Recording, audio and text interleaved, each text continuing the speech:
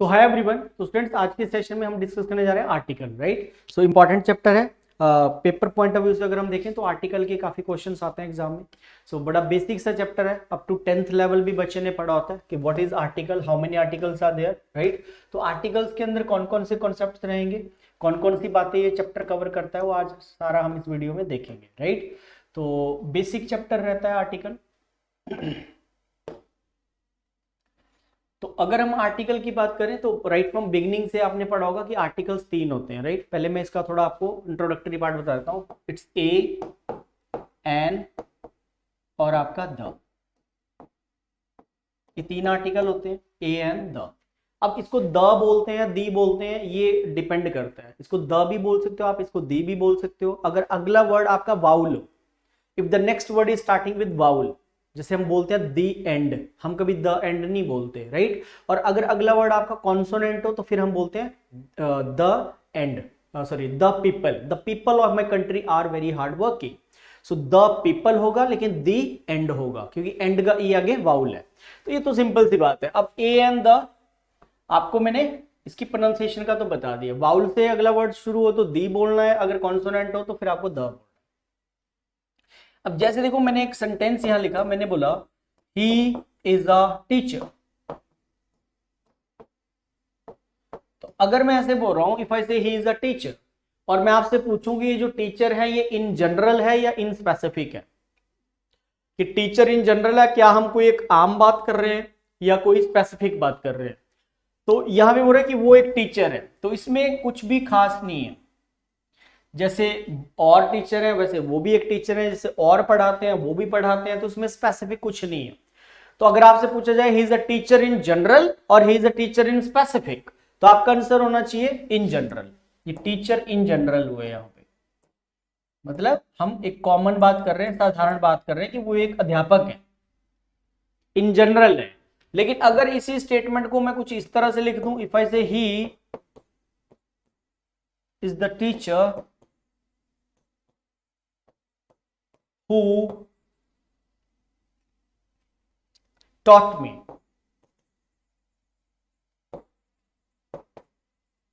right? So he is the teacher who taught me. अब थोड़ा सा कॉन्टेक्स्ट यहां बदल गया। अब मैं बोल रहा हूं कि ये वही टीचर है जिन्होंने मुझे पढ़ाया, ये वही टीचर है जिन्होंने मुझे पढ़ाया था, राइट। तो he is the teacher who taught me. तो यहां पे द टीचर, ये जो हम बात कर रहे हैं, अब हम स्पेसिफिक बात कर रहे हैं। जैसे आपके पास बहुत सारी शर्ट्स हैं, बहुत सारे कलर की शर्ट्स हैं, टॉप टॉप है आपके पास ब्लू कलर का, ग्रीन कलर का, ब्लैक कलर का, व्हाइट कलर का। तो मान लो आप किसी एक रेड शर्ट है आपकी, है ना, उसी को आप ढूंढ रहे हो। तो आपके पास बहुत सारे कलर्स की शर्ट्स होंगी, लेकिन आप बोलते हो this is the red shirt which I was looking for. यही वो रेड शर्ट है जिसको मैं ढूंढ रही थी या ढूंढ रहा था, राइट। तो यहां पे हम बात कर रहे हैं इन स्पेसिफिक। तो सबसे पहले आपको यही ध्यान रखना है, ये पढ़ा भी होगा आपने, राइट फ्रॉम बिगनिंग से पढ़ता है बच्चा इस चैप्टर को, आर्टिकल को, कि ये जो ए और एन होते हैं ये हमारे जनरल आर्टिकल होते हैं, जिनको फिर छोटी क्लास में हमें बताया गया कि इनडेफिनेट भी बोलते हैं इनको, मतलब something which is not definite, कुछ भी ऐसा जो डेफिनेट नहीं है, राइट। तो चाहे आप इसको जनरल बोल लीजिए, चाहे आप इसको इंडेफिनेट बोल लीजिए, चाहे आप इसको जो है अननोन इंफॉर्मेशन भी बोल देते हैं। सो ए और एन आपके अननोन इंफॉर्मेशन के आर्टिकल होते हैं, राइट। और जब हमने द बोला तो द को हम बोल सकते हैं कि द हमारा क्या हो गया, स्पेसिफिक, या वी कैन से डेफिनेट, या we can say known, known information,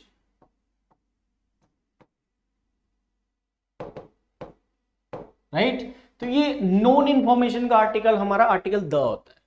तो ये आपको एक फंडामेंटल बता दिया कि इन ए और एन हम तब लगाते हैं जब हम कोई डेफिनेट बात नहीं कर रहे होते हैं, जब हम कोई इंडेफिनेट बात कर रहे होते हैं। जैसे देखो मैं बोलता हूँ now a days he is staying in a hotel, कि आजकल वो होटल में ठहरा हुआ है, वो आजकल वो एक होटल में ठहरा हुआ, now a days he is staying in a hotel, right. तो अब हमें यहाँ पे कुछ भी स्पेसिफिक नहीं है, एक सिटी है, शहर में जो बहुत सारे होटल्स हैं, तो हम बोल रहे वो एक होटल में ठहरा हुआ, हमें यहाँ पे डेफिनेट इन्फॉर्मेशन नहीं मिल रही कि कौन से होटल में वो ठहरा हुआ है। लेकिन मैं बोलता हूँ now a days he is staying in the hotel Mayur, right. अब यहाँ स्पेसिफिक नाम आ गया तो फिर द आ जाएगा, तो स्पेसिफिक हो गया। तो ये एक आपको बेसिक सा आइडिया मैंने दे दिया कि ए एंड द जो है इसमें आपको डेफिनेट इंडेफिनेट का ध्यान रखना है।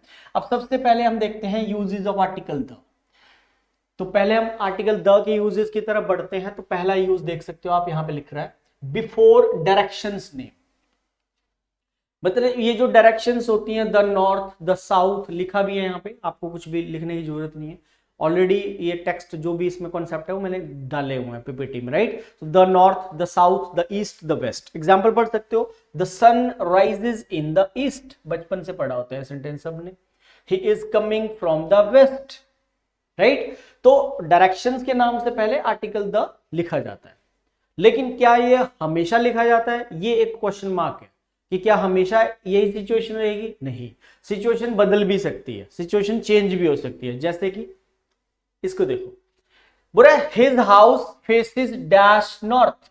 अब आपके पास ऑप्शन हो, ए आएगा, एन आएगा, द आएगा या नो आर्टिकल आएगा। नो आर्टिकल, तो क्या भरोगे? क्या इसमें अब ए आएगा, एन आएगा, द आएगा, नो आर्टिकल आएगा? अब बोल रहा है his house faces dash north, तो क्या आप ऐसे बोलोगे आप द नॉर्थ? रीजन क्या है? तो मतलब condition can be changed, situation can be changed, concept can be changed, right. तो ये आपको थोड़ा ध्यान रखना पड़ेगा। डायरेक्शंस के साथ आर्टिकल द लगता है, ये बात बिल्कुल सही है, यहां पे लग रहा है, लेकिन क्या इसमें भी लगेगा? नहीं लगेगा। राइट आंसर ये है हमारा, नो आर्टिकल, कुछ नहीं आएगा इसमें। अब इसकी एक्सेप्शन आपको ये पढ़ना है, बोला अगर डायरेक्शन से पहले कोई भी प्रपोजिशन नहीं आए, अगर डायरेक्शन से पहले कोई भी प्रपोजिशन ना दी हो, तो फिर बोल रहा है हम कोई आर्टिकल नहीं लगाते। एक छोटा सा कॉन्सेप्ट है, छोटी सी बात है जिसके ऊपर आपको गौर करना है, ठीक है। देखो यहां पे आप देख सकते हो द लग रहा है, यहां प्रपोजिशन आ रही इन, यहां पे द लग रहा है, यहां फ्रॉम आ रहा है प्रपोजिशन। अब आपको थोड़ा बहुत आपका बैकग्राउंड भी होना चाहिए, आपको पता होना चाहिए हाँ इन, फ्रॉम, इनटू, ऑन, अपॉन, ये सारी प्रपोजिशंस होती हैं, राइट। तो प्रपोजिशन प्रोसीड हो तो आर्टिकल द लिखा जाता है, प्रपोजिशन प्रोसीड नहीं हो रही है तो कोई आर्टिकल नहीं आएगा। तो यहाँ पे द नॉर्थ नहीं लिखोगे आप।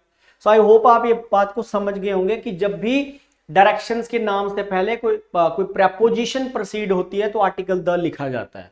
अगर प्रपोजिशन प्रोसीड ना हो तो कोई भी आर्टिकल आपको लिखने की जरूरत नहीं है। पहला पॉइंट। अगला देखेंगे। अब सेकंड पॉइंट पे आ जाते हैं, बोले with positive degrees of adjectives,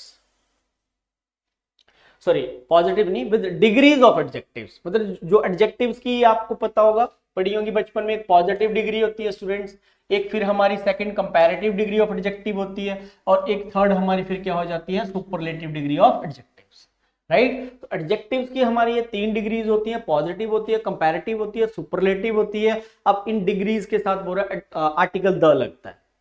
अब अगर इन जनरल मैं आपसे पूछूं कि भाई बताओ इस डिग्री के साथ आर्टिकल द आता है, या सेकंड कंपैरेटिव के साथ आता है, या सुपरलेटिव के साथ आता है, तो आई होप सभी बच्चों को पता होगा, सभी बच्चे जानते होंगे कि एडजेक्टिव की जो थर्ड डिग्री होती है that is called superlative degree of adjectives, ये वाली। इससे पहले आर्टिकल द लिखा जाता है। जैसे कि example, Sunil is the best boy. और एक बात और बता दूं, ये हम तब लगाते हैं जब हम एक की ही बात करते हैं, ये हम तब लगाते हैं जब हम 2 की बात करते हैं, 2 की तुलना करते हैं, और ये हम तब लगाते हैं जब हम 3, 4, 5, 2 से ज्यादा जितने भी होते हैं, तब सुपरलेटिव डिग्री लिखी जाती है। भाई आप बोल रहे राम श्याम से लंबा है, तो आप बोलोगे Ram is taller than Shyam, taller degree आ रही है, सेकंड कंपैरेटिव डिग्री है ना। Ram is faster, Ram is quicker than Rita, तो राम और रीटा का कंपैरिजन हो रहा है, तो 2 के बीच में जब भी तुलना होती है तो वहां पे दूसरी डिग्री लगती है। लेकिन आप बोलोगे राम हमारी कक्षा में सबसे लंबा लड़का है, so Ram is the tallest, so tall, या राम इज द क्विकेस्ट, 2 से ज्यादा इन अवर क्लास, हमारी क्लास मतलब मोर देन 2, तो फिर 2 से ज्यादा की जब भी बात होती है सुपरलेटिव आती है, राइट। तो जैसे हम बोल रहे हैं Sunil is the best boy, right, तो ये द बेस्ट सुपरलेटिव लग गया। Akbar is the greatest, great, greater, greatest, Akbar is the greatest king, मतलब सारे जितने भी राजा रहे हैं उसमें अकबर सबसे ज्यादा महान था, राइट। तो ये आपको पहला पॉइंट यहां पे समझ आ गया हमें कि उस डिग्री के साथ लिखा जाता है। लेकिन सवाल ये खड़ा होता है, क्वेश्चन ये अराइज होता है यहाँ पे, ठीक है। मैं वो चीज जो आप जानते हो ना वो तो मुझे बतानी है। लेकिन मेरी कोशिश ये होती है कि जो चीज बच्चे नहीं जानते हैं वो भी आपको पता लगे, क्योंकि पेपर में एग्जाम में वो क्वेश्चन ज्यादा आने के चांस होते हैं जहां पे आप फंसते हो। जो चीजें आपको नहीं पता है वही तो पूछेगा ना एग्जाम में। अरे भाई इसका तो सबको पता होता है, सुपरलेटिव डिग्री के साथ आर्टिकल द लगता है, हर बच्चा जानता है ये चीज, लेकिन क्या इस सेकंड डिग्री के साथ आर्टिकल लगता है? क्या इस पहली डिग्री के साथ आर्टिकल लगता है? देखो ऊपर पर्टिकुलर, अगर उसके साथ ही लगता होता तो मैं यहां लिखता with superlative degree of adjectives we use article the, लेकिन मैंने वैसे लिखा नहीं, मैंने लिखा है with degrees of adjectives we use article. तो इसका मतलब हो सकता है कि इसके साथ भी लगता हो सकता है कि इसके साथ भी लगता हो। अगर हम साधारण रूल की बात करें जो एडजेक्टिव के अंदर टीचर्स के द्वारा पढ़ाया जाता है कि भाई कंपैरेटिव और सुपरलेटिव, कंपैरेटिव एंड पॉजिटिव के साथ आर्टिकल द नहीं लिखे जाते हैं। हम बोलते हैं Ram is taller than Shyam, Mohan is better than Sohan, कहां लग रहा है द? बेटर के बाद कहां आप देन द थोड़ी बोलोगे, नहीं लगाओ। इन जनरल नहीं लगता है, बट एक्सेप्शंस में लगता है, कुछ भी हो सकता है। रिजिड है भाषा, भाषा ये रिजिड है, यही इसकी ब्यूटी है कि बदलती है, चेंज होती है, डायनामिक है। आप इस रूल को यहीं पे फिट नहीं कर सकते कि भाई इसके साथ लगता है, इसके साथ भी लगता है। एक ऐसी सिचुएशन है जहां पे ये डिग्री अपने साथ लेती है आर्टिकल द, एक ऐसी सिचुएशन है जहां पे ये डिग्री भी अपने साथ आर्टिकल द लेती है। अब हमें वो सिचुएशन जाननी है, यहाँ पे कौन सी कंडीशन में आर्टिकल द लिखा जाता है कंपैरेटिव डिग्री के साथ, देखेंगे। ये है कॉन्सेप्ट जो मैं बात कर रहा हूं, ये है कंपैरेटिव डिग्री वाला, बोले पैरेलल इंक्रीज डिक्रीज कॉन्सेप्ट बोलते हैं इसको, ठीक है, of comparative degree. Comparative degree का एक पैरेलल इंक्रीज डिक्रीज कॉन्सेप्ट होता है स्टूडेंट्स, या तो पैरेलली कोई चीज बढ़ती है या तो पैरेलली कोई चीज डिक्रीज होती है, राइट? वहां पे कंपैरेटिव डिग्री के साथ आर्टिकल द लिखा जाता है। या इसको ऐसे कुछ इस तरह से भी टीचर्स के द्वारा पढ़ाया जाता है कि जब एक वाक्य में दो बदलाव होते हैं, जब एक ही सेंटेंस में दो हैपनिंग, दो चेंजेस आते हैं, तो वहां पे एडजेक्टिव की हमेशा ही कंपैरेटिव डिग्री ऑफ एडजेक्टिव्स को लिखा जाता है। जैसे कि एग्जांपल देखो, बोला जितना तुम ऊपर जाओगे उतना तुम ठंड फील करोगे, जितनी मांग बढ़ेगी उतनी कीमत बढ़ेगी। अब ये दोनों सेंटेंस गलत है। इसमें बोल रहा है जितना तुम ऊपर जाओगे उतनी ठंड फील करो, इंक्रीज दिखा रहा है, जितनी डिमांड बढ़ेगी इसमें भी इंक्रीज दिखा रहा है। तो यहां पे देखो कूलर, अब आपको डिग्री की बात करें तो कूल की डिग्री क्या होती है? कूल, कूलर, कूलेस्ट,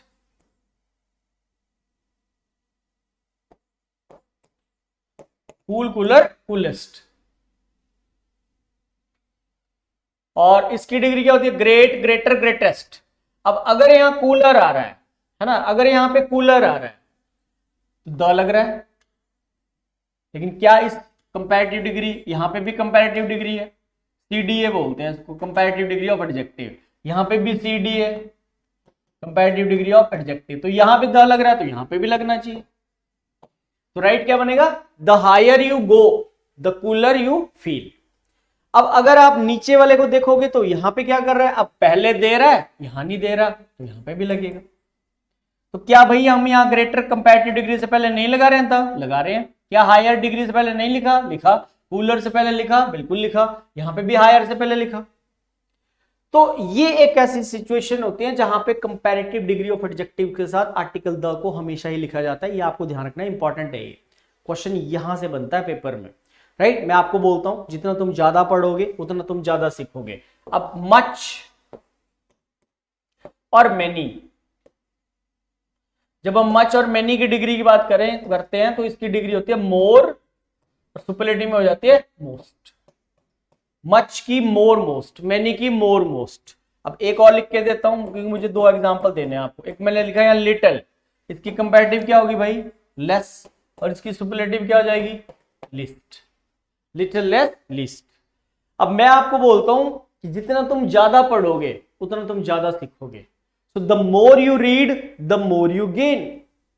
भाई जितना तुम कम पढ़ोगे उतना तुम कम सीखोगे। The less you read the less you gain. ज्यादा पढ़ोगे तो ज्यादा सीखोगे, कम पढ़ोगे तो कम सीखोगे। दो बदलाव हो रहे हैं इसमें।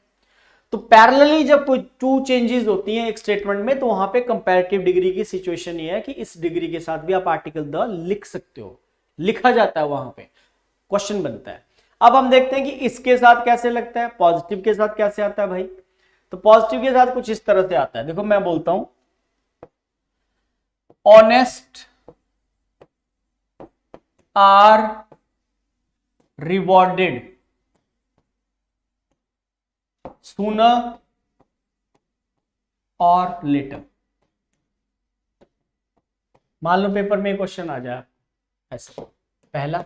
Second, rich should help poor. तो क्या ये दोनों सेंटेंस सही होंगे या गलत हैं ये? अब देखो मैंने बोला ऑनेस्ट आर रिवॉर्डेड, मतलब मैं यहां आर लगा रहा हूं। आर लगा रहा हूं तो मतलब क्या मैं एक ईमानदार की बात कर रहा हूं या सभी ईमानदारों की बात कर रहा हूं? यहां पे मैंने वर्ब लगाई शुड। शुड हमारी एक मॉडल वर्ब है, शुड हमारी क्या है, एक मॉडल वर्ब, राइट। तो मैंने बोला रिच शुड हेल्प पुअर, आगे भी दिए होगा से एग्जांपल, कहां गया वो, ये।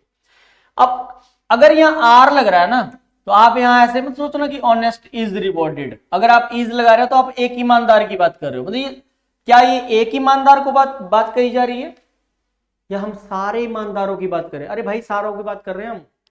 We are talking about all the honest people in general, सारे ईमानदारों की बात कर रहे हैं हम, जितने भी। हम बोल रहे हैं कि ईमानदारी, ऑनेस्ट आर रिवॉर्डेड, मतलब ईमानदार लोगों को कब देर सवेर अवार्ड मिलता है। हम बोल रहे हैं कि अमीर को गरीब की हेल्प करनी चाहिए या अमीरों को गरीबों की हेल्प करनी चाहिए।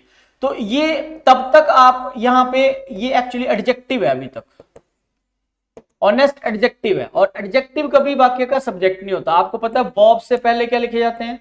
वर्ब से पहले क्या आते हैं? सब्जेक्ट। वर्ब से पहले सब्जेक्ट आता है और ऑनेस्ट एक एडजेक्टिव है।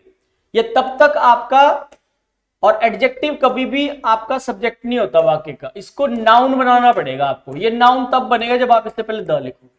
जब आप ऐसे बोलोगे ना द ऑनेस्ट, तो अब ये सारे ईमानदारों की बात हो रही, क्लास को रेफर कर दिया आपने, द ऑनेस्ट। अब ऑनेस्ट कौन सी डिग्री है? Honest, more honest, most honest, rich, richer, richest, young, younger, youngest. तो भाई ये भी तो डिग्री हमारी पॉजिटिव डिग्री है, रिच। तो यहां आएगा the rich should help the poor, the rich should help the poor, कि अमीरों को गरीबों की हेल्प करनी चाहिए, the rich should help the poor, right. चलिए, तो ये मैंने आपको बता दिया, ये पॉजिटिव डिग्री के साथ कुछ इस तरह से लगते हैं। आगे आप देख सकते हो, इसी का एग्जांपल है द मोर वी गेट, कहावत है ये, जितना हमें ज्यादा मिलता है उतने की हमारी ज्यादा डिजायर्स बढ़ती हैं। Human nature, we are greedy people, हम लोग हैं थोड़ा लालची। जितना इंसान को मिलता है ना, उतनी ही उसकी डिजायर्स बढ़ती हैं। एक डिजायर हमारी पूरी होती है, दूसरी हमारी निकल के आ जाती है कि अब मुझे ये भी चाहिए, मुझे ये भी चाहिए, राइट। तो ये कहावत है। So the more we get the more we want. आगे जाते हैं। अब थोड़ा सा हम बात करेंगे आज ओमिशन ऑफ आर्टिकल्स की। अच्छा, कई ऐसी सिचुएशंस होती हैं जहां पे आर्टिकल जरूरत नहीं होती, रिक्वायर्ड नहीं होता, लेकिन वो देता है, उसी को ओमिशन बोलते हैं। ओमिशन मतलब हटाना, एलिमिनेट करना। प्रॉपर नाउन से पहले आर्टिकल नहीं लगते। Akbar was a great king, Akbar भाई कौन सा नाउन है? प्रॉपर। तो क्या आप द लगाओगे? नहीं लगाओगे। Ram is a good boy, Rita is a good girl, Rita, Ram, हमारे सबके जो, हम सबके जो नाम है, हम सारे प्रॉपर नाउन्स हैं। और प्रॉपर नाउन से पहले कभी भी कोई आर्टिकल नहीं लिखा जाता, remember. So Akbar was a great king होगा, द अकबर नहीं हो सकता। लेकिन आगे हो रहा है when article is used before a proper noun it becomes a common noun. लेकिन बोल रहा है जब आर्टिकल यूज किया जाता है प्रॉपर नाउन से पहले, तो फिर ये कॉमन नाउन बन जाता है। ऐसा भी नहीं है कि प्रॉपर नाउन से पहले कभी आर्टिकल नहीं लगता है। बार बार बोल रहा हूं कि चीजों में चेंज आता है। इन्हीं बातों पे आपको काम करना पड़ेगा। अब आप मान के बैठ जाओ कि प्रॉपर नाउन से पहले तो लगता ही नहीं आर्टिकल, तो ये गलत बात है। तो ये बोल रहा है जब लगता है, जब प्रॉपर नाउन से पहले आर्टिकल द लगता है, कोई भी आर्टिकल लगता है, ए एंड द, तो फिर बोल रहा है वो कॉमन नाउन बन जाता है। क्या आपने ऐसे वाक्य नहीं पढ़े? क्या आपने ऐसे नहीं पढ़ा कि Kashmir is the Switzerland of India? पढ़ा होगा। अभी पीछे हिमाचल का एक टेट का एग्जाम हुआ था, उसमें आया था ये, Kashmir is dash the Switzerland of India, article भरना था तो द आएगा वहां पे, है ना। तो Kalidas is the Shakespeare of India, ये पढ़े होंगे आपने छोटी क्लास में ऐसे सेंटेंस। तो ये सही है। अब देखो आप, Mumbai is the Manchester of India, right. अब मुंबई भी एक प्रॉपर नाउन है, एक जगह का नाम है ये, this is proper noun, right. आगे मैनचेस्टर भी एक प्रॉपर नाउन है, ये भी एक प्लेस का नेम है। तो भारत जो है, मुंबई जो है भारत का क्या एक मैनचेस्टर है, राइट। तो यहां पे आगे जाके फिर ये क्या होता है, आगे जाके ये आपका कॉमन नाउन बन जाता है जब आप यहां पे द लगाते हो ना। जैसे आपने बोला this man is the second Sachin, हो सकता है कि आपकी टीम में कोई एक ऐसा बंदा है, एक ऐसा प्लेयर है आपका दोस्त, और उसकी बैटिंग बहुत अच्छी है, बड़ा अच्छा खेलता हो, बल्लेबाजी बहुत जबरदस्त करता है, आउट ही नहीं होता। तो आप उसका कंपैरिजन कर रहे हो कि ये तो हमारी टीम का यार दूसरा तेंदुलकर है, ये तो हमारी टीम का दूसरा तेंदुलकर है। So this man is the second Sachin. So that person is not Sachin, but you are comparing that particular person with Sachin, क्योंकि उसके अंदर वो क्वालिटी है, ठीक है। जैसे आपकी कोई फ्रेंड है, वो बहुत इंटेलिजेंट है, उसको हर फील्ड का नॉलेज है, वो वेटरन है, वो ऑलराउंडर है, तो आप उसको बोल रहे हो अपनी फ्रेंड को कि you are an Einstein of our country, you are an Einstein of India. तो मतलब वो जो आपकी फ्रेंड है वो आइंस्टाइन नहीं है, बट आप उसका कंपैरिजन उसकी, क्योंकि इतनी नॉलेजेबल है, लर्नेड हो, तो आप उसकी तुलना उसके साथ कर रहे हो, तो उस कॉन्टेक्स्ट में आर्टिकल एन ए द लिखा जाता है प्रॉपर नाउन से पहले। आगे आ जाते हैं, पूरे before abstract nouns. Abstract nouns आपको पता होंगे, जो क्वालिटी को रेफर करता है, स्टेट को बताता है, फीलिंग को बताता है, एक्शंस को बताता है। Qualities like goodwill, honesty, confidence, intelligence, ये सारे आपके एब्स्ट्रैक्ट नाउन्स हैं, राइट। स्टेट की बात करें तो पॉवर्टी, चाइल्डहुड, ये स्टेट्स हैं, है ना। फीलिंग्स लाइक एयर है, हवा, हवा चलती तो हम फील करते हैं। लाफ्टर, सॉरो, पेन, सारी फीलिंग्स हैं ये। दर्द होता है कहीं पे, आपको बॉडी में कहीं पेन है तो हम उसको देखते नहीं है। Things which we can't touch, which we can't see, are called abstract nouns. Actions, theft है, पॉवर्टी है, पॉवर्टी तो स्टेट में आ जाएगा। तो जैसे बोल रहा है इनसे पहले एब्स्ट्रैक्ट नाउन से, आपने बचपन से पढ़ी है ये कहावत, honesty is the best policy, तो कभी क्या इसके पहले द लगता है।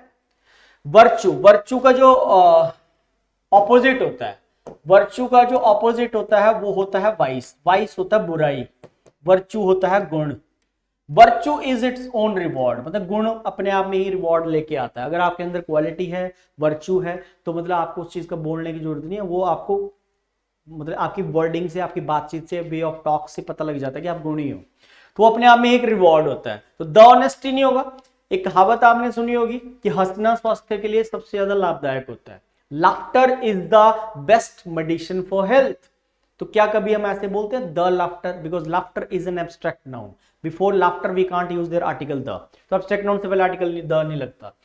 बीमारियों के नाम से पहले, एग्जाम्पल है he died of the cancer, तो क्या ये सेंटेंस ऐसे बोलना सही होगा, he died of the cancer. तो होता क्या है कि जो डिजीज होती है स्टूडेंट, जो बीमारियां होती हैं, इनसे पहले भी आर्टिकल द नहीं लिखा जाता है, तो ये सेंटेंस गलत लिखा हुआ है यहाँ पे, इसको करेक्ट कर लेना आप, ही डाइड ऑफ कैंसर होगा, ये द कटेगा। लेकिन ये 2-3 एक्सेप्शंस हैं, इसका ध्यान रखना है, ठीक है। Before flu, plague etcetera we use article the. Flu और प्लेग से पहले आर्टिकल द लिखा जाता है। द प्लेग होता है, द फ्लू होता है, एक और डिजीज है इसका नाम है मम्प्स, द मम्प्स। तो ये 2-3 नेम आपने ध्यान रखने, इनके नाम से पहले लिखा जाता है आर्टिकल द, मतलब लग जाता है। The plague, the flu, the mumps, ये सही है। बाकी इन जनरल और बीमारियों के साथ आर्टिकल द नहीं लगाते। नेक्स्ट, भाषाओं के नाम से पहले आर्टिकल द नहीं लिखा जाता है। एग्जाम्पल नंबर 1 बोल रहा है English is the language of the English. तो क्या ये सेंटेंस सही है या ये रॉन्ग है, हमें देखना पड़ेगा। English is the language of the English, तो अगर आप इस सेंटेंस को देखोगे तो आप बोलोगे सर इंग्लिश, यहाँ पे इंग्लिश है और यहाँ पे भी द इंग्लिश है, तो क्या ये द यहाँ पे गलत है। देखो आपको समझना पड़ेगा, इंग्लिश ये लैंग्वेज के लिए यूज हुआ है, ये वाला इंग्लिश, लेकिन जो आगे इंग्लिश यूज किया द इंग्लिश, ये पीपल है, ये सिटीजन है इंग्लैंड के, जो अंग्रेज लोग होते हैं। अंग्रेजी अंग्रेजों की भाषा है, अंग्रेजी, this is the prove actually, English is the language of the English, right. तो यहाँ पे द आप ड्रॉप मत कर देना कि हमें तो बोला है कि भाई इंग्लिश से पहले नहीं आएगा, ये इंग्लिश पीपल है, तो सिटीजन्स के साथ आर्टिकल द लिखा जाता है। पीपल के साथ आप लगाओगे लेकिन यहां होता तो गलत होता। ठीक है, तो ये सेंटेंस सही है, इसमें कोई भी एरर नहीं है, मतलब पहला सेंटेंस आपका बिल्कुल करेक्ट है, English is the language of the English, इसमें कोई भी प्रॉब्लम नहीं है। सेकंड पे आ जाते हैं, जैसे बोला the Chinese is a very difficult language to speak for those who have never been to China. अब यहां पे साफ साफ पता लग रहा है Chinese is a very difficult language, मतलब ये भाषा के लिए यूज हो रहा है, तो ये द नहीं आएगा, तो सीधा होगा Chinese is a very difficult language to speak for those who have never been to China, मतलब जो लोग कभी चाइना गए नहीं है उनके लिए बोलना चाइनीज बहुत मुश्किल है, कठिन है। आगे देखो, मेटेरियल नाउन से पहले और एब्स्ट्रैक्ट नाउन से पहले बोल रहा कोई आर्टिकल नहीं लगता, मतलब आर्टिकल्स नहीं आते, ओमिशन चल रहा है, ये कहां पे नहीं लगा रहे हैं, यहां से बताया मैंने।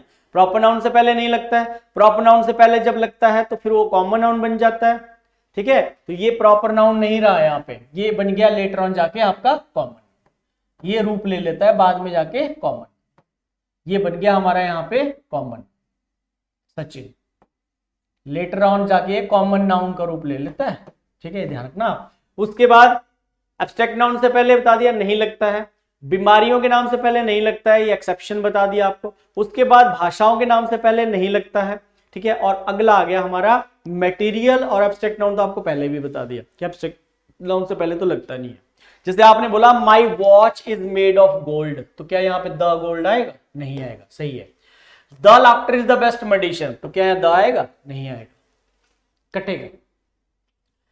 अब आर्टिकल ए के यूज पे आ जाते हैं, बोले बिटवीन सम फ्रेजेस। अच्छा, कुछ ऐसी फ्रेजेस होती हैं जैसे वाक्य लिखा है yesterday I was in hurry so I couldn't meet you, पिछले कल मैं जल्दी में था इसलिए मैं तुमसे नहीं मिल पाया, पिछले कल मैं जल्दी में था इसलिए मैं तुमसे नहीं मिल पाया। तो क्या ये सेंटेंस बोलना ऐसे सही होगा? यस्टरडे आई वाज इन हरी, गलत है ये, क्योंकि ये जो इन हरी होता है ये एक फ्रेज है, इसके मिडल में आर्टिकल ए लिखा जाता है, it should be in a hurry. ये बहुत माइनर मिस्टेक्स हैं, ये वही बच्चा पकड़ेगा जिसका ग्रामर अच्छा है। ऐसे मत सोचना कि आपके सामने किसी बंदे ने 5 इंग्लिश की लाइनें फराटेदार बोल दी, ठीक है, बहुत फ्लुएंसी के साथ कोई पर्सन सामने वाला बोल रहा, तो आप तो बोलते यार इसको तो बहुत इंग्लिश आती है, ये तो बड़ी इंग्लिश जानता है। अरे इंग्लिश बोलना, वो इंग्लिश को बोल के कोई अच्छा बोल रहा है, फ्लुएंटली बोल रहा है, तो इसका मतलब ये नहीं है, डजंट मीन कि वो बहुत अच्छी इंग्लिश जानता है। असली भाषा का जो ज्ञान है वो ये है ग्रामर। ग्रामर जो लिखने वाली भाषा होती है वो अलग होती है इंग्लिश, इसलिए तो बच्चा कंपटीशन में लैक करता है, उसे एरर ही नहीं फाइंड आउट होते, क्योंकि ग्रामर देखो कितनी माइनर मिस्टेक है। अब मैं आपको सारी फ्रेजेस बताने जा रहा हूं जिनके साथ आर्टिकल ए बीच में मिस करता है पेपर में, जैसे यहां नहीं दे रहा था, देखते चले, मैंने लिखी है सारी। इन अ हरी मतलब जल्दी, इन अ नटशेल मतलब शॉर्ट में बोलना, ब्रीफ, इन अ जीफी मतलब बहुत जल्दी से, क्विकली, वेरी सून, एकदम से। तो जैसे इन अ नटशेल काफी शॉपकीपर वगैरह यूज करते हैं, है ना भाई, सेल्समैन पूरा दिन दौड़े रहते हैं, तो शॉपकीपर में कोई बड़ा थोक का विक्रेता है परचून का, तो वो फिर बिजी होते हैं वो बंदे, लाले जिनको हम बोलते हैं, तो वो तो काफी बिजी शेड्यूल होता है उनका, उनके पास तो टाइम ही नहीं होता। तो कोई सेल्समैन आ गया तो वो बोलेगा यार say something in a nutshell, I am in a hurry, भाई मेरे पास इतना समय नहीं, तेरी बात मैं डिटेल में सुनूं, जो बोलना है जल्दी बोल दे, कम शब्दों में बोल दे, ब्रीफली बोल दे।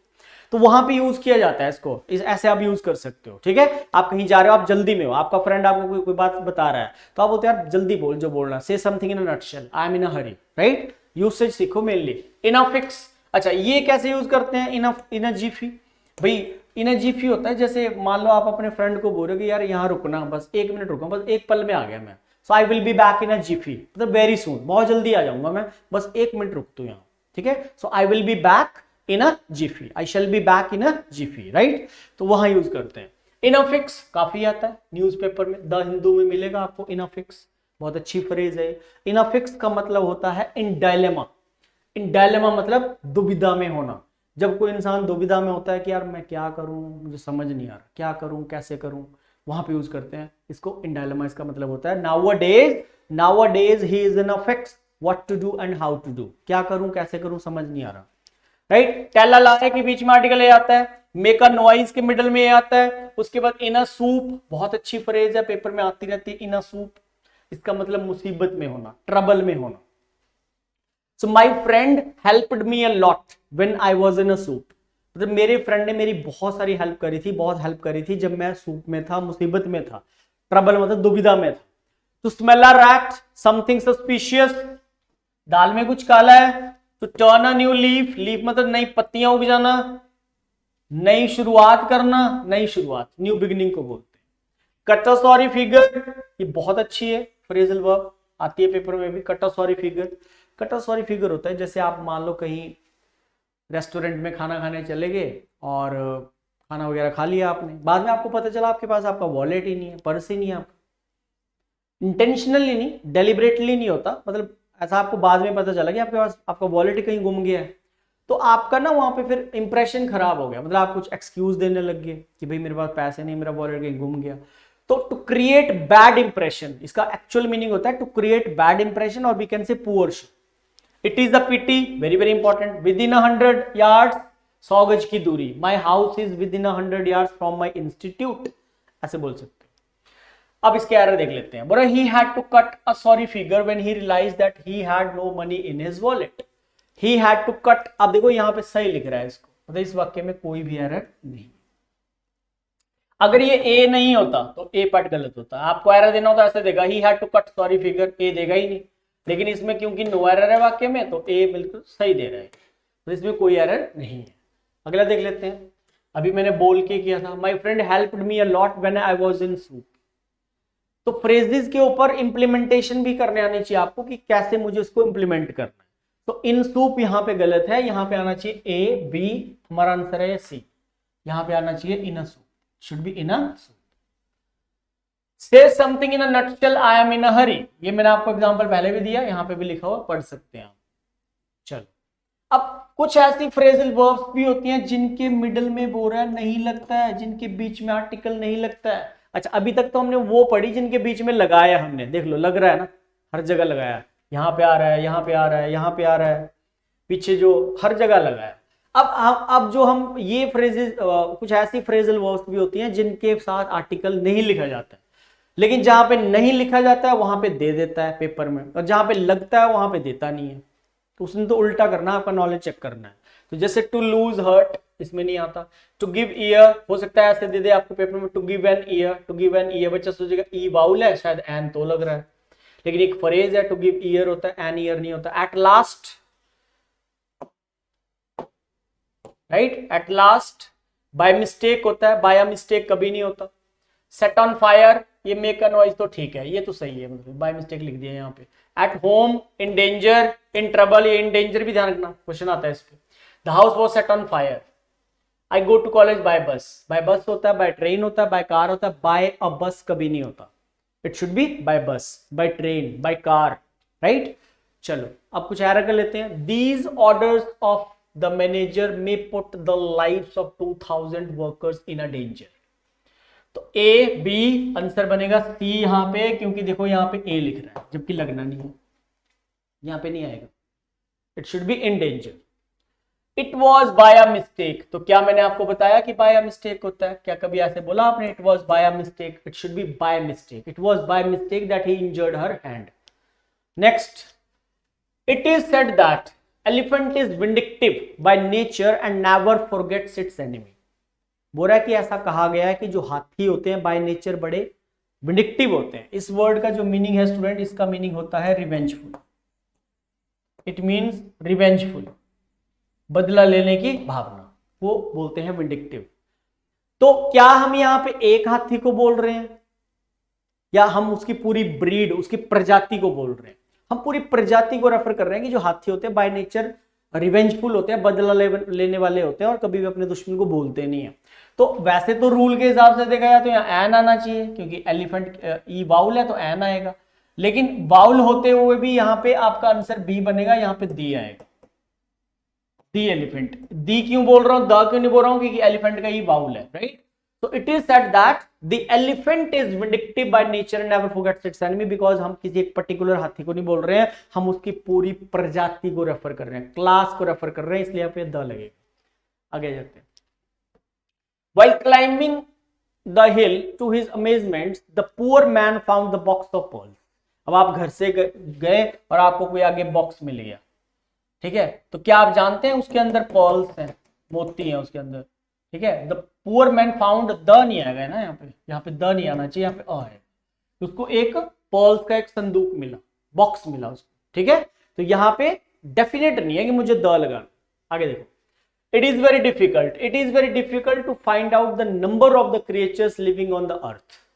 इजी क्वेश्चन है, बता सकते हैं। It is very difficult to find out the number of the creatures living on the earth.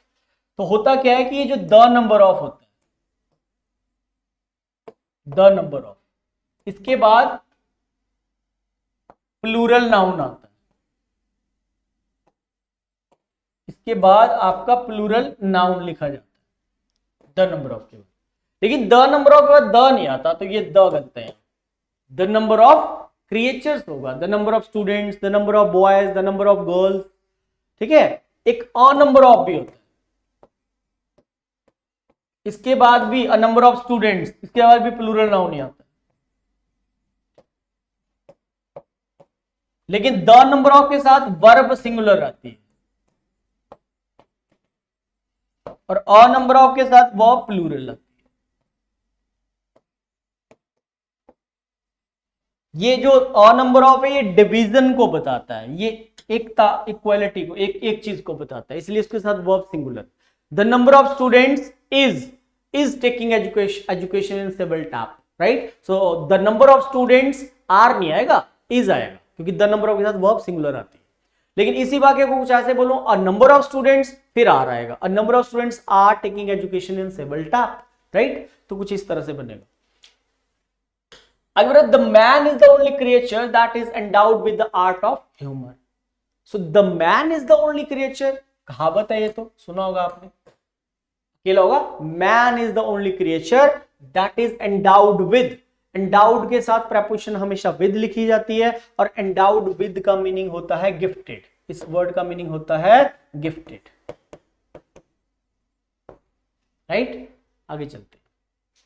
7th, all the people of India know that Gandhi ji was a very wise and noble soul, right. अब आपको यहां पे पता होना चाहिए कि and आ रहा है ना, एंड एक ऐसा कनेक्टर है जो बहुत ही फेथफुल है और हमेशा सेम चीज लेता है अपने बाद। यहाँ पे नोबल सोल है, तो यहाँ पे वेरी वाइज आ गया, देखो पॉजिटिव, यहाँ पे भी प्लस है, यहाँ पे भी प्लस है। अगर माइनस होगा माइनस, अगर प्लस होगा तो यहाँ प्लस, लेकिन ए क्यों आएगा, ए कटेगा, सीधा होगा all the people of India know that Gandhi ji was very wise and noble soul, ऐसे बने। आगे देखो, she found herself in a trouble when she saw the stalker following her persistently। जैसे मैंने आपको बोला in a danger नहीं होता, in a danger के मिडल में a नहीं आता। जैसे मैंने आपको बोला by a mistake नहीं होता, इसके मिडल में a नहीं आता। उसी तरह in a trouble भी नहीं होता, in trouble होता है, राइट। क्या होता है, in trouble, it should be in trouble, right। 9th question, the chairman and the trustee was removed from his post because he has misappropriated the fund। अब देखो, अब आपको ना पूरा पढ़ना पड़ेगा। होता यह है कि अगर यहां पे द लग रहा है, द चेयरमैन, ये एक नाउन है, इससे पहले आर्टिकल लगा और एंड से कनेक्ट कर रहा है, और एंड से कनेक्ट कर रहा है, ठीक है। एंड यहां पे कंजंक्शन है, तो यहां पे फिर द आ गया और यहां पे फिर आगे नाउन। तो अगर आप ये रूल लगा रहे हो, article plus noun plus and plus article plus noun, तो फिर आगे वर्ब लगती है प्लूरल। तो द चेयरमैन अलग होगा, द ट्रस्टी अलग होगा, तो आगे वर आना चाहिए।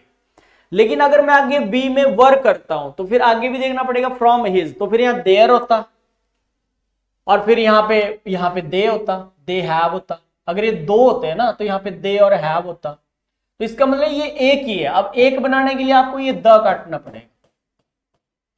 जब ये रूल चलता है article plus noun plus and plus article नहीं आता, डायरेक्ट एंड के बाद नाउन आता है, तो फिर मतलब जो चेयरमैन है वही ट्रस्टी है, जो चेयरमैन है वही ट्रस्टी है, एक ही पर्सन है, इसलिए वॉज लग रहा है, तो आंसर ये है।